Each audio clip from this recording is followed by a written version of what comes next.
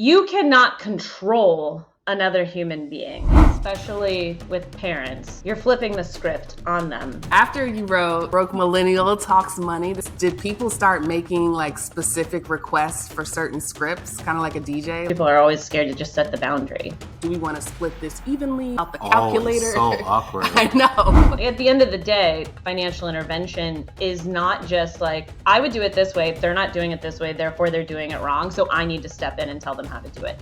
Financially naked, if you will, right? And that's not the right way to go about this. And frankly, it might not be your business. No, because everyone's like, oh no, I love and trust my partner. We would never need a prenup. Okay, first of all, everyone has a prenup. Absolutely right. Listen, money always just comes back to psychology. Needing to be introspective and self-reflective about why we are behaving the way that we are with money. And it is almost 100% of the time a psychological reason that we're doing the thing that we're doing. There's so much more to money than saving it, spending it, and making it grow. So we're digging deeper and exploring all the topics we only scratched the surface on in our book to uncover how money really affects our lives. I'm Julien. And I'm Kiersten, but most people know us as Rich and Regular.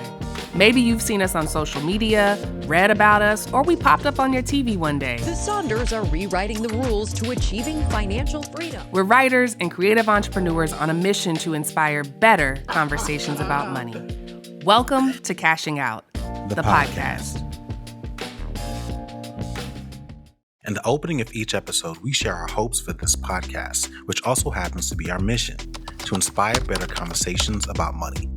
This means we're mindful of the topics we cover and the people viewers and listeners may be having these conversations with. Regardless of where you fall along the spectrum of financial literacy, eventually you'll realize the hard part about money isn't understanding the jargon or the math. It's actually turning what you know into action, because there will come a day where your financial decisions affect the people you love the most. So we wanted to talk to someone who's mastered money and how to talk about it with friends and family. Someone like Erin Lowry. She's a friend, personal finance expert, media personality, and best-selling author of the Broke Millennial series of books, which includes topics like getting out of debt, investing, and scripts you can use to navigate awkward financial conversations. Most recently, she's published a fourth book, which is a workbook that puts readers in the driver's seats to get their financial lives together. I mean, we're not counting, but that's Erin 4, Julien and Kiersten 1. I have like this burning question I've been meaning to ask, which is like, what combination of drugs were you on when you committed to write 3 books? Because we've written 1, and I'm just trying to figure out exactly what that combination is so that I know what to avoid. I would say it's a combination of like ego, like a very high amount of ego probably, and then a very high amount of competitive drive would be the other part. I don't know if I think I may have told this story once publicly, but I was at a book event. This would have been probably July of 2016, because it was like right after my first book came out. And a guy who is another author got up to the mic and held up a book in each hand and made a comment about like, I can hold a book in both of my hands. And I was like, I'm going to have too many books to hold in both hands. Like it just immediately was like, okay, I'm going to do 3 then. And I think a big part of that was so the first book was a 1-book deal. But then I negotiated a 2-book deal on the back of the 1. So I think if I had not, there might have been more space between 2 and 3. I might have known to give myself a break. And now the workbook, I thought surely this won't be as hard as a full book. And surely I was wrong. It's just different. It's different hard. Yeah. Yeah, I get that. I love it. So after you wrote, and we have it here, Broke Millennial Talks Money, this is the 3rd of the trilogy. After you wrote this, did people start making like specific requests for certain scripts, kind of like a DJ? Like people like, can you write me a script on this? I've definitely had people, especially my friends, be like, I'm in this situation. What would you do? I'm like, well, on page 72, I do feel like so many of the scripts are actually already in the book. to the point you can really start to smell out who in your circle has and hasn't read some of your material. Because one of my dear friends just the other day was in the middle of a job negotiation. She got a new offer. She's going back and forth. She's like, can you help me? And I was like, have you read Broke Millennial Talks Money? There's an extensive chapter about how to negotiate on your job. And I was on the phone with her for 20 minutes being, okay, like, have we looked at, so we're comping base salaries. Okay, well, what about benefits? What about your vesting schedule? When do you vest? What type of vesting schedule on? Oh, I'm on graded, which wasn't the word that she used. She was like, I get 20% every year. I'm like, that's called graded. When's your 2-year mark? It's in March. That means you're walking away from your second year 20%. Are they going to compensate for that? Like, just talking through every little step like that, which is also in the book, by the way. But I do think it's very interesting to me how many of, especially just like my actual real life friends, will ask for help in that regard. Like, what am I not thinking about being the question a lot of the time. And then definitely with awkward, I think friends is the most awkward financial conversations we can have, to be honest. There's just something about, with a romantic partner, obviously there can be a lot of tension, but at the end of the day, it's the person that you love, and you have, it's harder maybe to walk away from that person. With family, we need to set boundaries, but it's your family. With your friends, I feel like it's so much easier to feel like there's a big risk here of either I have to cut them out, they're going to cut me off, they're going to judge me in XYZ ways. And that to me seems like the area where so much of the tension exists. And also not wanting to admit certain things to your friends about, like, income, debt, what you can afford, what your goals are, all that kind of stuff. Yeah, I completely agree. So I'm wondering, do you see a common theme with people who are struggling to have conversations with friends about money, whether it's as simple as like, do we want to split this evenly, or should we pull out the calculator? So awkward. I know. Do you find that there's like one big thing that they're scared of? I think one big thing is people are always scared to just set the boundary. Like, at the end of the day, all of this comes back to boundary setting conversations, which if you haven't read Set Boundaries, Find Peace, for the love of God, please do. But yes, it really does come back to the, how vulnerable are you willing to be in XYZ dynamic? And one of my favorite quotes in the book actually came from Melanie Lockhart, who wrote the book Dear Debt. And she talks about a situation that she was in where, and this has happened to all of us at some point, you're at a dinner with a group of people and maybe you know like one or two of the cohort, but like you don't really know the whole group. And so then it feels awkward if you have to financially vouch for yourself, because there's a lot of vulnerability that's going to take place. To be like, hey, I cannot afford to split the dinner bill evenly. And you don't have to use the word afford. You can nuance the language. But her point was, would you rather be resentful or have an awkward moment of potential embarrassment for like a short period of time? And let me tell you, resentment lasts so much longer than the embarrassment. And I thought that was such a powerful way to reframe this whole conversation, is when you're in the moment, would you rather hang on to long-term resentment about something, or would you rather potentially be embarrassed, but open yourself up to being vulnerable with friends? We also make a lot of assumptions about especially what our friends are making and what their financial situations are based on the messaging that they're giving us. Messaging can lie all the time. Like, just because your friend carries a certain bag, wears a certain watch, eats a certain place, lives in a certain area, has certain shoes, it doesn't actually mean that their bank account matches up to what's happening there. So you might be surprised if at some point you say, hey, I really appreciate the invite, but to be honest, I am trying to do paying off student loans, paying off credit card debt, supporting a family member, like whatever your reason is, insert thing here, and then say, so instead, could we, and then offer an alternative.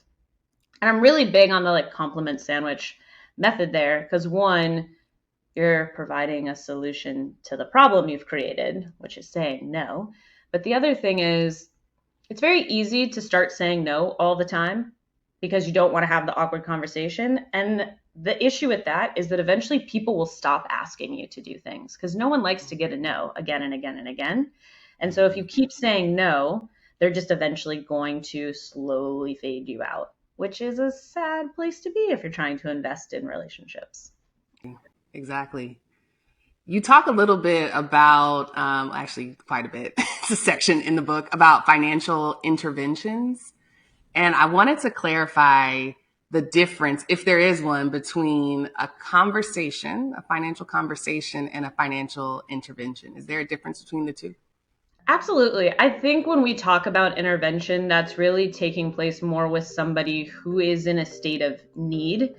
And in the book, actually, I talk quite a bit about somebody who might have a mental health crisis and might need you to intervene specifically. And that needs to be a conversation well before the crisis happens.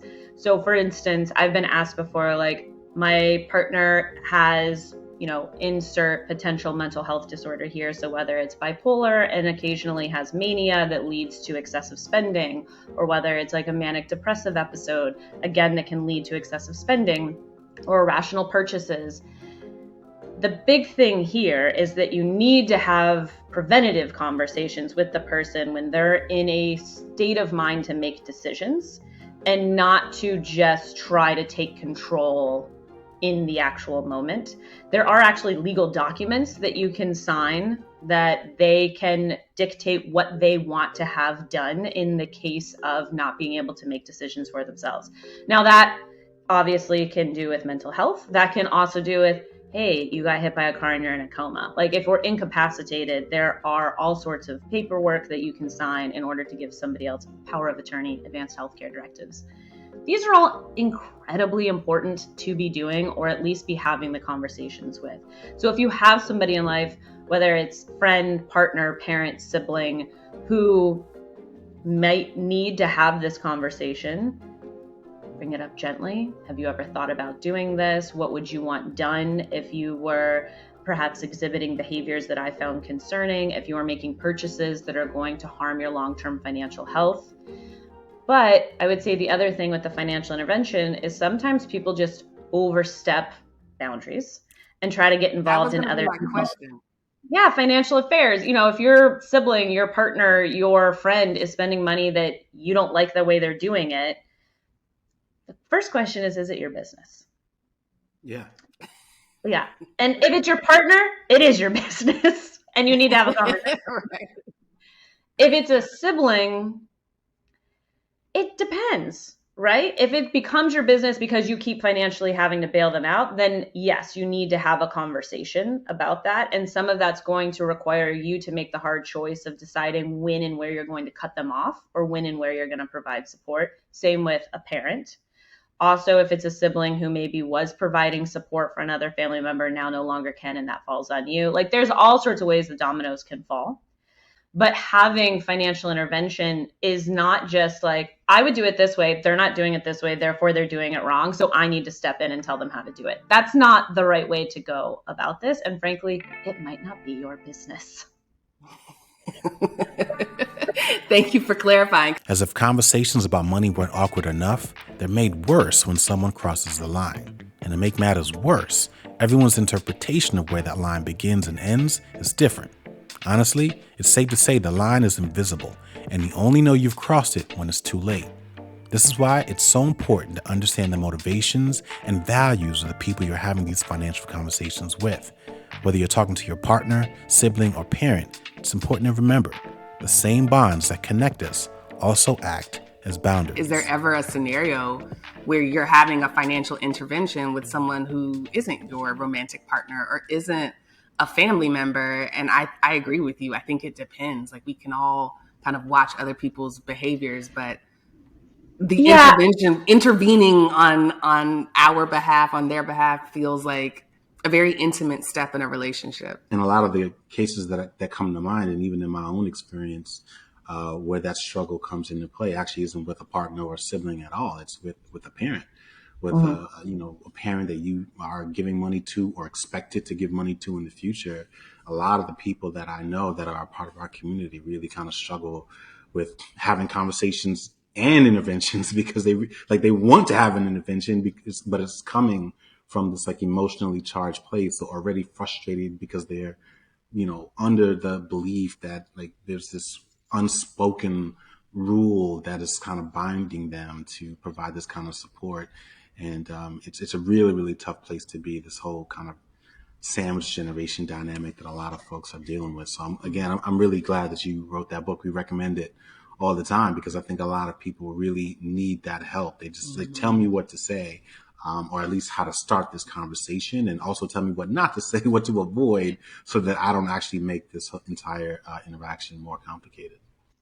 I would say, especially with parents, you're flipping the script on them because you are trying to parent them in this moment, which no matter how wonderful a dynamic you have with your parent, I'm going to guess it's not going to be received well the first time you go at bat and try to have the conversation. And that's why it's really important, one, to never do it in a heated moment. You never want to be making a comment at a point where you have hit frustration. Maybe this is like the third time this month they have asked you for money. You're also have your own things that you have to be financially handling. Maybe your life has changed and all of a sudden your financial concerns are different.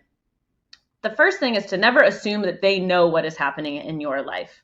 Like, just because maybe you've gotten married, bought a house, and had a kid, they don't necessarily have all the context there to be like, oh, now all of a sudden you have this mortgage payment and you all of a sudden have a child care payment and your grocery bill is higher because there's another mouth to feed. And that means there is less disposable income to support another family member, like a parent. So contextualize it for them. But in a moment where, like, I would love to talk with you about some things. Could we sit down? I love the idea of temptation bundling, like order your favorite takeout, make your favorite meal, like something where there is a pleasant part of the experience involved. I think is always really helpful. And temptation bundling. I've never heard that. Yeah. It's also just really important to be vulnerable with them and saying the language around, I love you, I want to support you, but this has changed in my life, or I am trying to do this, so I no longer can, and insert what's happening. Or I'm feeling, and if you're feeling taken advantage of, put words to it, but explain the why. Like, of course I want to support you and love you and care for you. You are my parent, you gave so much to me, but I'm feeling like I'm being put in a position where I don't know where this money is going. I gave you $1,500 this week. I thought it was going to rent and groceries, and you just bought a new TV. So, like, where did that money come from? Mm-hmm. And again, you're going to try to parent them. They might not respond great the first time. And it's okay to be like, this is escalating. I do not want to get into a fight about this. Why don't we both take some time to take a beat, walk away from it, and come back in the future? Couple days, couple weeks. I also feel like it's helpful to bring in somebody else if they're not responding great to you, the child. So that could be a family member that you trust. That could be a community leader that you trust. It could be a doctor, depending on the situation. I also like the in-law dynamic. So many people talk about like, ooh, monster in-law, whatever. If you have a great, healthy relationship with your in-laws, you actually might be the right pick because you are a child to them, but you're not the child that they raised. They love you, they trust you, but there's still a different dynamic there. Yeah. And I say this from some experience because guess who's the one that stuck to my husband's parents about all this stuff? Not in terms of financial support, but in terms of estate planning. Yeah. Yeah, that's a really interesting observation because we experience that now. I feel like there are conversations that Kiersten struggles having with her parents. If I'm just being honest, like with her, well, it doesn't really matter. It's both of them. That I might be easier to sort of weasel into, right, than her. And conversely, like she has far more conversations now with my mom about money and her financial situation than I do. Like I sort of led the way, but quite honestly, kind of folded to the frustration of it all. And I was like, you know what, this is not like this is an opportunity for you all to bond, but I feel like you might be able to kind of make more progress, make her a little bit more comfortable, sort of strip away the sense of shame, quite honestly, that I think my mom felt in having those conversations with me that I don't think exist nearly as much when she's having them with Kiersten. I don't always love to make it a gendered conversation, but sometimes it can be a gendered conversation in the sense that If it's a mother with sons, she might feel more comfortable talking to a daughter-in-law. They might also be able to put themselves into situations like whether it's going and getting your nails done together, or like going shopping together, or just like going to something that feels a bit more, traditionally gendered, if you will, but to put somebody at ease and to be able to also talk to somebody who might understand certain parts of a struggle in a very different way. And again, that's why I think sometimes, even though you are the child, you love your parent, you might not be exactly the right person to have the conversation, or it's you and somebody else, as long as the parent doesn't feel ganged up on if it's just one. And if it's both parents, maybe you should have another person there so you don't feel ganged up on. Yeah. Let's face it, talking about money with friends is awkward. Whether it's splitting the bill at dinner, taking a trip for a milestone birthday, or asking a friend to be in your wedding party, when money is involved, there are all kinds of unspoken rules. It's important to have open and transparent lines of communication about money because confusion, shame, unspoken preferences, and expectations can almost certainly lead to conflict. So we wanted to find out the best way to initiate these conversations that lead to mutually beneficial outcomes. So we know there's like a spectrum of, I call it heaviness when it comes to financial topics. There's the basic, budgeting, should I comp you, should we split this Uber conversation? And then there's like estate planning and like health directives all the way on the other end of the spectrum. Do you have any tips for people who want to have deeper conversations with their friends or their neighbors or people in their lives about some of the things that are important to them? How to move along that spectrum? Like, is there an easy way to say, you know what, I'm tired of just talking about how much the meal was tonight. I'd like to talk about something more meaningful or deeper, like how we're preparing for our child's college, or I'd like you guys to be, guardians if something were to happen to me, things like that. Goals, I think, are always a really great way to back into a financial conversation, regardless of who you're having it with. So being able to share financially what a goal is of yours that you're trying to achieve.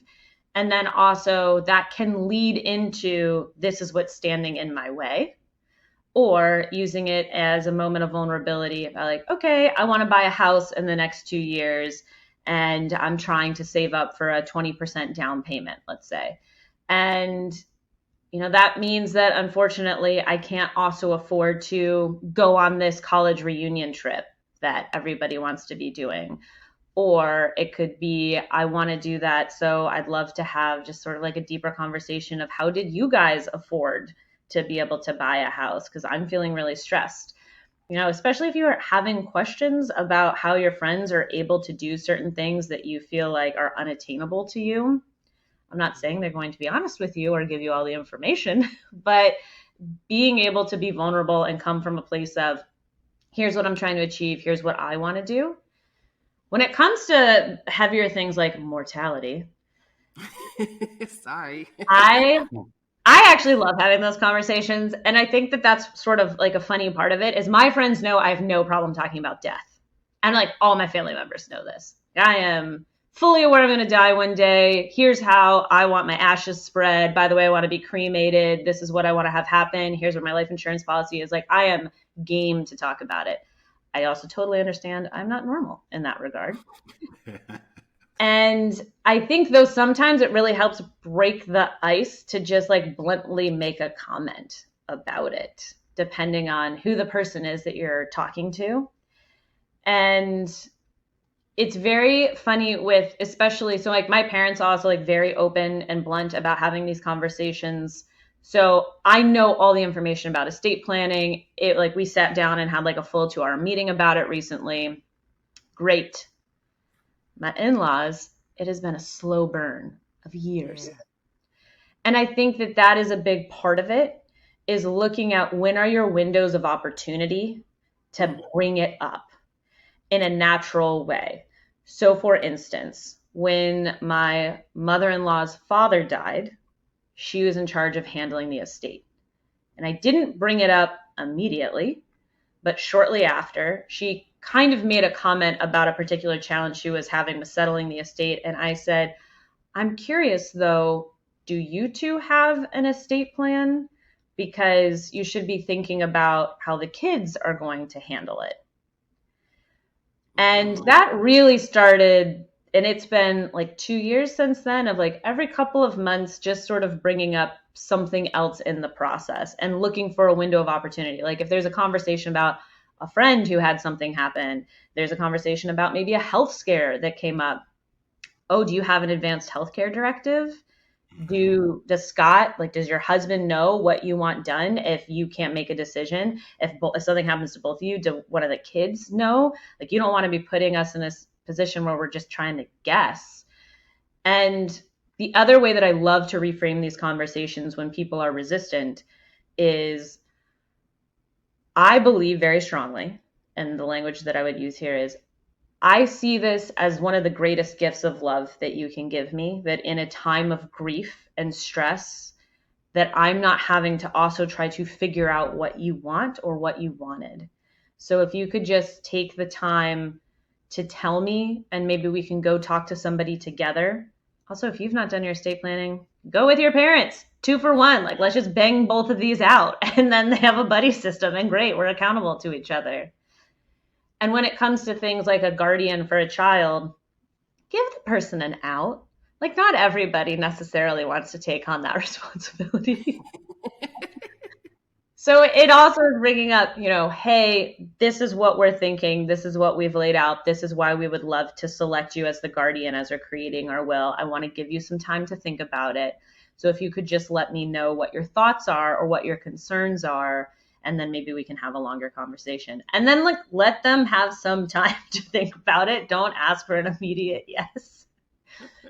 As somebody who's kind of been in that conversation before, I'm like, oh, okay. If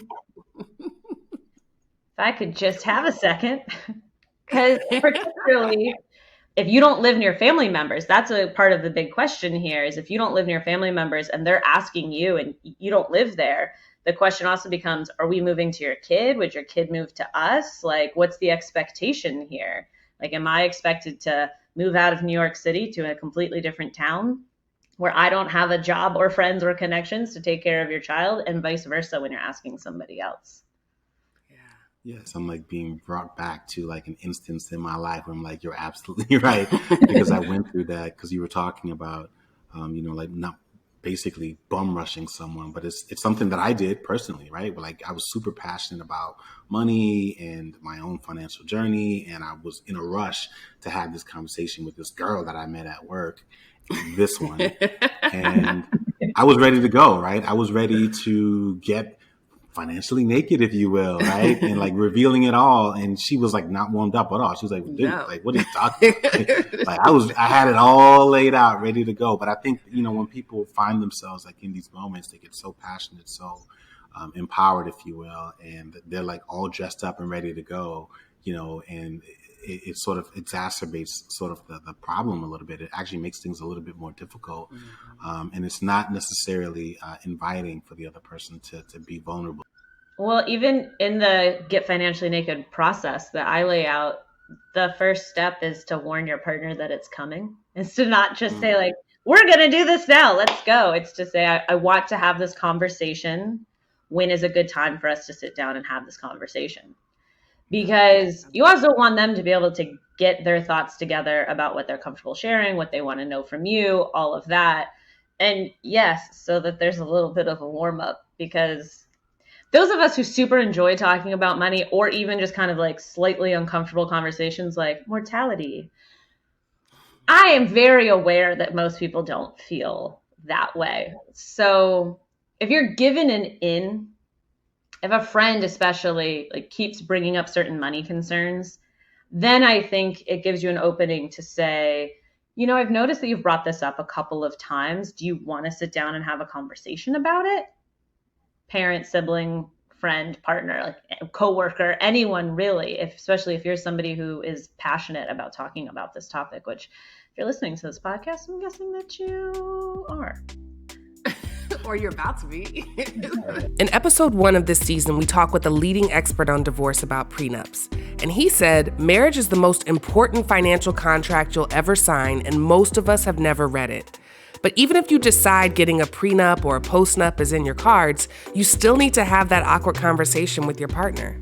So we wanted to know from Erin the best way to approach this delicate conversation and managing the conflict that comes with it. I think the window of opportunity framework is so helpful. I use the same thing. I call them woo moments, window of opportunity. And I think it's a really good guiding force for any sort of relationship that you have about like when to talk about money. If you, to your point, see friends that just came back from several international trips, I think it's fair game to say, how are you guys paying for this? Or like, are you using miles? Do you use points? Like, to just start the conversation. But switching gears a little bit, there are some agreements that have different windows of opportunities, specifically prenuptial agreements and even postnuptial agreements. It's a very sensitive topic. It's one that creates a very heated conversation. Can you give us your general guidance? And obviously, you know, we're aware of where you stand on this, but for the folks who don't know what you think about prenuptial agreements and whether a postnuptial agreement is something that is worth pursuing, can you give just some general advice or guidance on those two things? So my first two things, one, I have one, a prenup. And everyone has a prenup, by the way. It's just the default laws of your state. That's what my lawyer said to me when I was in the prenup process. And it is such a good reframe, though, because everyone's like, oh, no, I love and trust my partner. We would never need a prenup. Okay, first of all, dramatic eye roll there, because you cannot control another human being. You can love and trust your partner. You also can be the person who says, literally, no matter what happens, I will stay. They might choose not to stay. And doesn't matter if you said that you're going to stay, they can walk out the door. So that's thing one.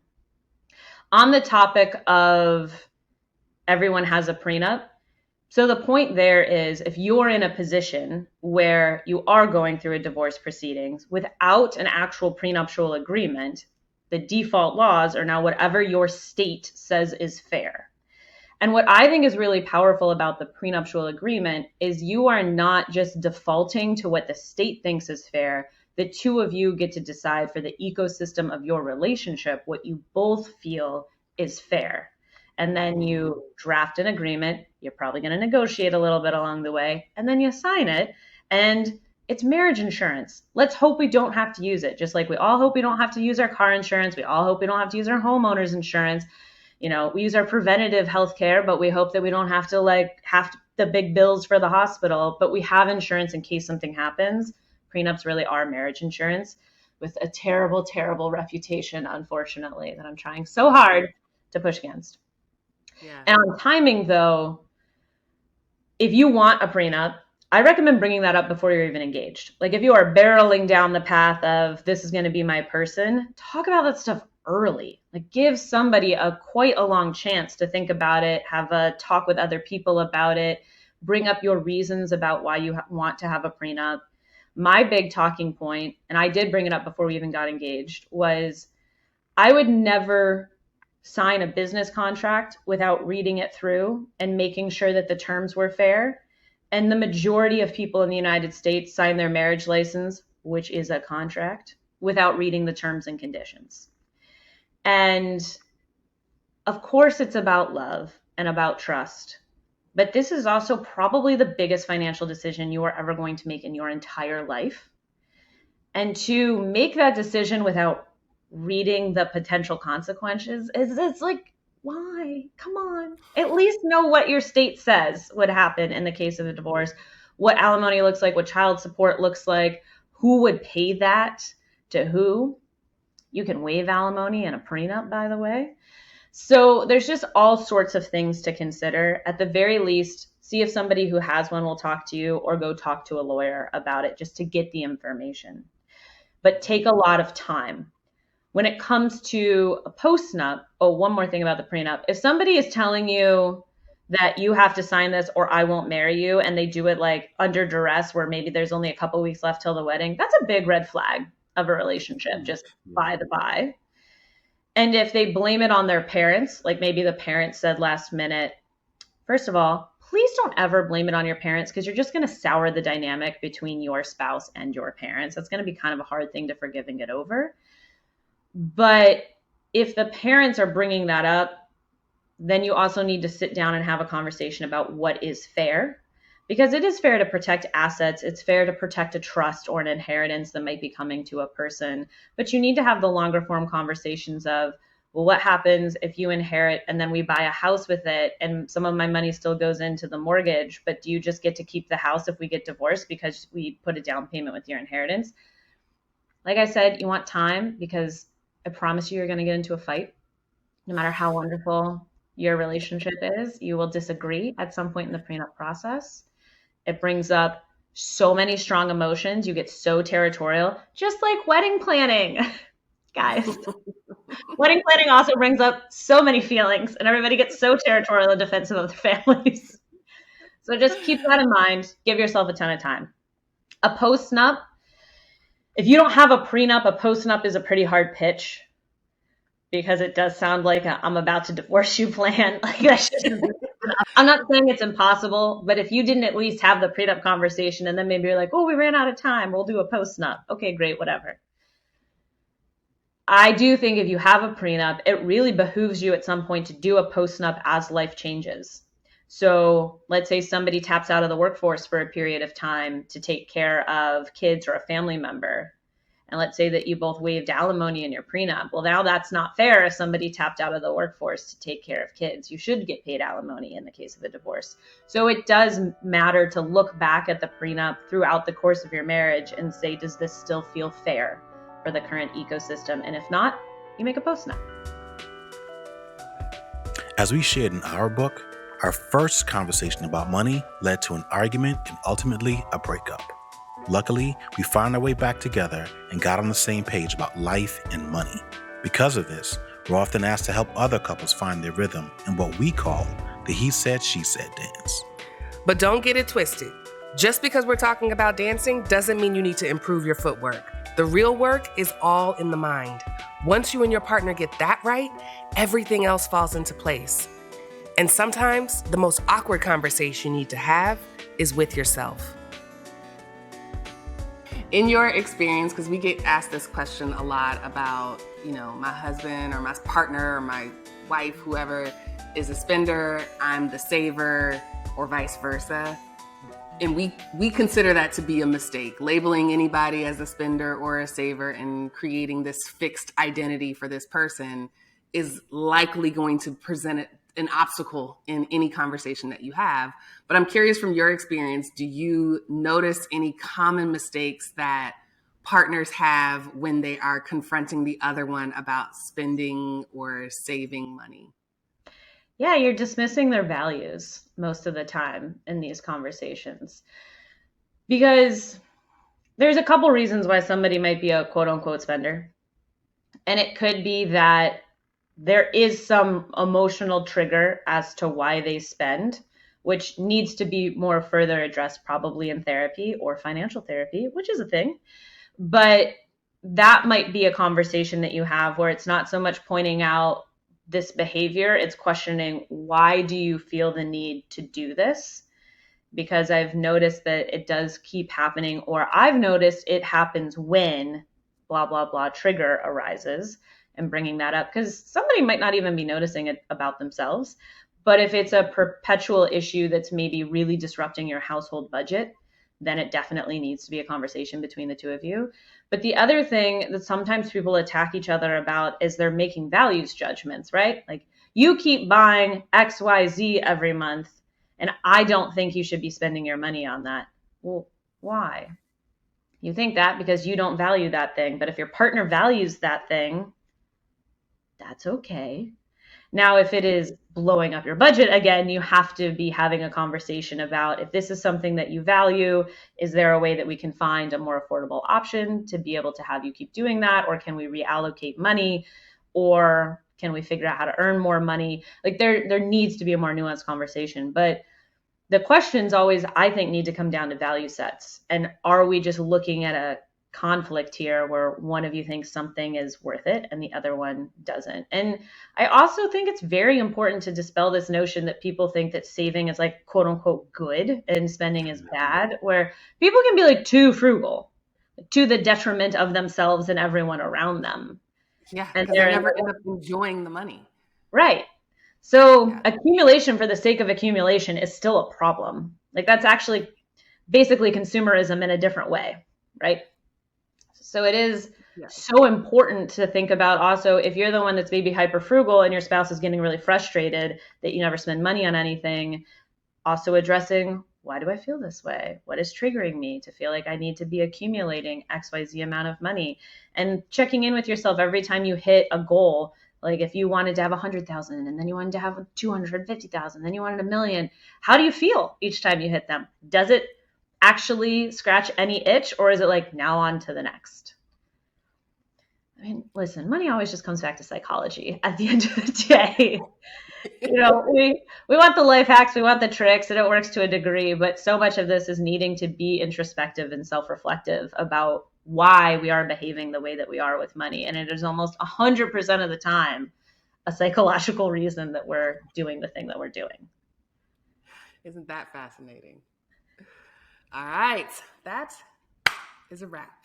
We hope you enjoyed this episode of Cashing Out the Podcast. To see more videos like this, subscribe to our YouTube channel and be sure to turn on your notifications. To get your copy of Cashing Out the book, visit Amazon.com, Barnes & Noble, your local bookstore, or download the audiobook on Audible.